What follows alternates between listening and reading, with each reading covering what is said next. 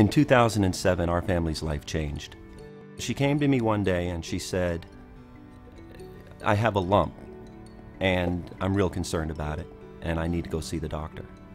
They determined it indeed was cancerous, and they also determined that it was very fast growing and very aggressive. The first thing I said to her was, should we look at some options that are out there?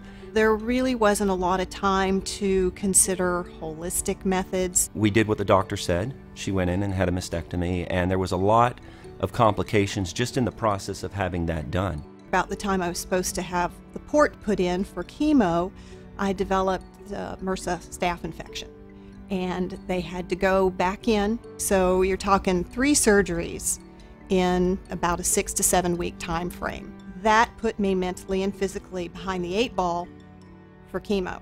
You've got 5 kids, and this is a hard thing to go to the kids and talk to them about to begin with. I remember when our friend passed away, and I took the kids to the funeral. There was so much emotion, and at the time, Jamie, she had the bandana, she had no hair, she was going through chemo, she was in the heart of this whole situation. The kids all looked at me and they were still all teared up, and they're like, Dad, what's going to happen to Mom? It was important to me that I get better for my kids, and almost a year later, I wasn't getting there.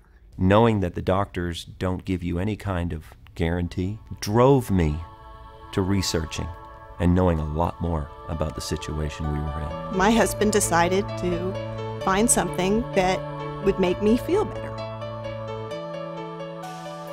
I spent countless hours online talking to people that had been through it, talking to doctors, talking to holistic type practitioners. I had to have been taking 16 to 20 supplements at that time, and they just weren't making me feel better. I was taking them because everybody said they were good for me and it would help me get better, but it didn't.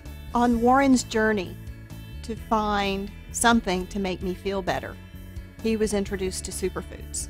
Superfoods are foods that are grown in nutrient-dense soils. The soils in this country have changed over 30, 40 years. I was able to provide to my wife, at her worst point, some of these types of superfoods. And what it did was it changed her. For me, it was like the clouds parted and the sunshine came through. I was out on a job site and she contacted me and said, I don't know what's going on, but I'm cooking dinner today. And that was the first time in probably a year. I felt so good, and I didn't realize how bad I felt until I felt good.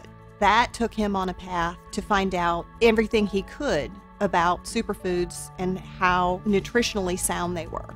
And I went to different parts of the world to look at different foods, to see how they grow, to understand, to talk to people, and I looked at the types of disease and illness that people were getting in those different parts of the country, and they were at much lower rates. It was exciting. It's wonderful to get up in the morning and go and feel good and just live life. When things changed for her as drastically as they did, when I was able to find superfoods and she was introduced to those, we have to help people go down that same path. We don't have a choice. That completely changed my focus. What I found from people consuming these types of products that come from these nutrient-dense soils is it impacts every part of their physical being. It impacts them mentally, physically. It changes everything.